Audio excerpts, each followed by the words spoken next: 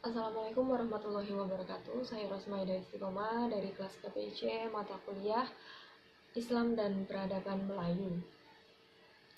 Di sini saya akan menjelaskan makalah kami yang berjudul Sejarah Peradaban Islam di Sumatera Selatan, disusun oleh kelompok 10, Rosmaida Istiqomah dan Sandri Robayana. Baiklah, di bab kedua yaitu ada pembahasan. Materi pertama yaitu A. Proses masuknya Islam di Sumatera Selatan. Islam masuk ke Sumatera pada abad ke-7 Masehi, yang pada waktu itu di Sumatera telah berdiri kerajaan Buddha Sriwijaya yang menjadikan Islam masuk ke daerah itu sedikit mengalami kesulitan. Dan pada waktu itu kerajaan Sriwijaya mendapatkan serbuan dari India, maka kesempatan itu digunakan untuk menyebarkan Islam di berbagai daerah-daerah. Islam di Sumatera, khususnya Aceh, dipercaya sebagai cikal bakal penyebaran Islam di Nusantara. Penyebaran Islam dilakukan oleh para saudagar Arab yang hilir mudik berdagang dari Mesir, Persia, Gujarat ke Cina melalui Barus Fansur yang dipastikan terletak di ujung barat Pulau Sumatera. Adanya Barus yang disinyalir sebagai perkampungan Islam tertua di Nusantara. Di sini ditemukan sebuah makna kuno di kompleks pemakaman Mahligai Barus. Di batu nisannya tertulis bahwa Syekh Rukunuddin wafat tahun 672 Masehi, dan terdapat pula makam Syekh Usuluddin yang panjangnya kira-kira 7 meter. Ini memperkuat dugaan bahwa komunitas muslim baru sudah ada pada era itu. Para pembawa Islam datang langsung dari Semenanjung Arabia yang merupakan utusan resmi khalifah atau para pedagang Islam yang memang telah memiliki hubungan perdagangan dengan Aceh sebagai daerah persinggahan dan perjalanan menuju Cina. Hubungan yang sudah terbina sejak lama yang melahirkan asimilasi keturunan Arab Aceh di sekitar pesisir ujung Pulau Sumatera telah memudahkan penyiaran Islam berkembang di Aceh sejak abad ke-8. Keberadaan dibawa oleh para saudagar Islam Arab dan bukan merupakan misi khusus penyebaran agama selain dari perdagangan masuknya Islam ke daerah Sumatera. Itu juga dipengaruhi oleh kerajaan-kerajaan yang ada di Sumatera dan dakwah-dakwah dari wali-wali atau ulama yang ada pada saat itu. Kemudian B. Proses awal dan sejarah masuknya Islam di Sumatera Selatan. Islam masuk ke Indonesia dengan jalan damai pada abad ke-7 dan mengalami perkembangan pada abad ke-13. Sebagai pemegang peran dan penyebaran Islam adalah bahasa Arab, India, dan Persia. Dalam makalah yang dibuat oleh Ahmad Mansur Suryanegara yang berjudul Masuknya Agama Islam ke Sumatera Selatan menyimpulkan garis besar sebagai berikut. Berdasarkan pada besarnya pengaruh politik Islam di masa itu, yaitu yang pertama Khulafaur Rasyid, yang kedua dinasti Umayyah, dan yang ketiga dinasti Abbasiyah. Penguasaan jalan laut oleh perdagangan bangsa Arab lebih maju dari bangsa Barat. Saat itu bangsa Arab telah menguasai perjalanan laut dari Samudra India yang mereka namakan Samudra Persia kala itu. Kemudian Islam masuk di daerah Sriwijaya dapatlah dipastikan pada abad ke-7. Ini mengingat buku sejarah Cina yang menyebutkan bahwa dinasti Tang yang memberitakannya utusan Tace, sebutan untuk orang Arab, ke Kalingga pada tahun 1674 Masehi karena sering dikunjungi pedagang Arab dalam jalur pelayaran. Maka Islam saat itu merupakan proses awal Islamisasi atau permulaan perkenalan dengan Islam.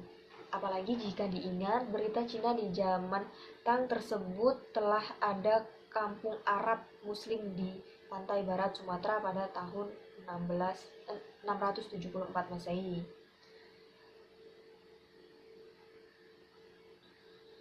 Di samping itu ada faktor dunia perdagangan yang telah beralih dari tangan Persia pra-Islam atau Roma ke tangan Islam sejak masa pemerintahan Khalifah Umar bin Khattab.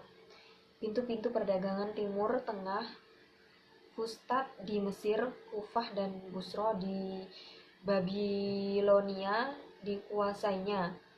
Pergantian kekuasaan politik yang terjadi di Timur Tengah tidak merubah hubungan dagang dengan Sriwijaya. Kemampuan navigasi Sriwijaya dalam berita Arab dikisahkan bahwa Sriwijaya juga mengadakan hubungan perdagangan melalui jalur laut hingga ke Pantau Afrika pada tahun 1154 Masehi.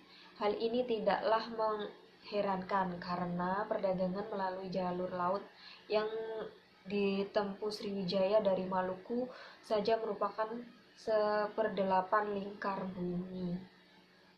Baiklah, saya Santi Robayana. Di sini saya akan melanjutkan pembahasan dari Rosmada Istiqomah, yaitu C. Awal mula berdirinya Kesultanan Palembang. Pada awalnya, Palembang merupakan pusat kerajaan Buddha Sriwijaya. Setelah Sriwijaya jatuh, Palembang menjadi protektorat atau taklukan dari kerajaan Jawa seperti kerajaan Hindu Majapahit, Kesultanan Demak, Pajang, dan Mataram. Sejarah mengenai Kesultanan Palembang Darussalam pada abad ke-17 dapat dimulai pada pertengahan abad ke-15 pada masa hidupnya seorang tokoh bernama Aryo Dila atau Aryo Damar. Beliau adalah seorang putra dari kerajaan Majapahit terakhir yang dikirim Prabu Brawijaya kelima untuk menjadi yang dipertuan Palembang. Mewakili kerajaan Majapahit bergelar Aryo Damar yang berkuasa antara tahun 1455 hingga 1486 Masehi di Palembang Lamo yang sekarang ini letaknya di kawasan Satu Ilir.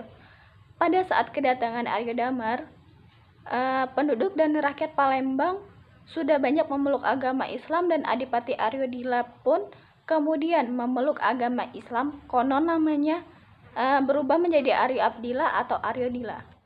Awal Palembang merdeka dan berdaulat pada masa Kesultanan Ki Mas Hindi atau Endi karena memproklamasikan putusnya hubungan dengan Mataram pada tahun 1659 Masehi. Islam di Palembang baru berkembang secara mendalam pada masa pemerintahan Kiai Mas Endi yang juga dikenal dengan Pangeran Aryo Kusuma Abdurrahim. Kesultanan Palembang Darussalam secara resmi diproklamirkan oleh Pangeran Ratu Kimas Hindi Sri Susuhunan Abdurrahman Candiwalang Khalifatul Mukminin Sayyidul Imam atau lebih dikenal dengan Kimas Hindi atau Kimas Cinde, sebagai penguasa yang pertama kali menggunakan gelar sultan atau sultan pertama pada tahun 1643 hingga 1651 Masehi. Pada abad ke-16, corak pemerintahannya dirubah condong ke arah Melayu dan lebih disesuaikan dengan ajaran Islam. D. Raja-raja yang pernah memerintah Kesultanan Palembang.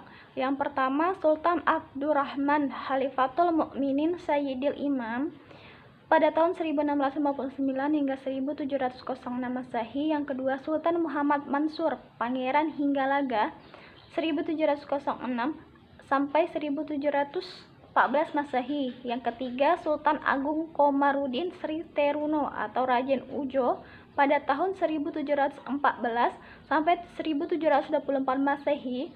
Yang keempat, Sultan Mahmud Bandarudin atau disebut dengan Pangeran Ratu Joyowikromo pada tahun 1724 hingga 1758 Masehi. Yang kelima, Sultan Ahmad Najamuddin atau biasa disebut dengan Pangeran Adi Kesuma atau Raden Banjar pada tahun 1758 hingga 1776 Masehi. Yang keenam yaitu Sultan Mahmud Bahauddin pada tahun 1776 hingga 1803 Masehi. Yang ketujuh, Sultan Mahmud Badarudin II pada 1803 hingga 1813 Masehi. Yang kedelapan, Sultan Ahmad Najamuddin II pada tahun 1813 hingga 1817 Masehi. Yang kesembilan, Sultan Ahmad Najamuddin III pada tahun 1819 hingga 1821 Masehi.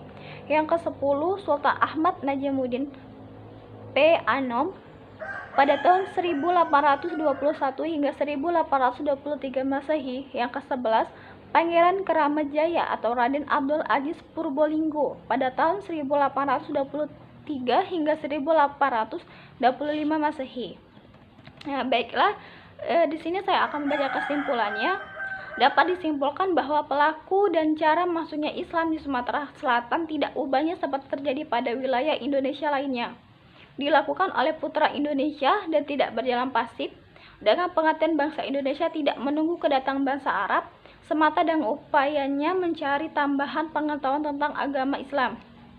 Khusus untuk Sumatera Selatan, masuknya agama Islam selain dilakukan oleh bangsa Arab, pedagang utusan Khalifah Umayyah pada tahun 661 hingga 750 dan Khalifah Abbasiyah pada tahun 750 hingga 1268, juga perdagangan dari Sriwijaya berlayar ke Timur Tengah.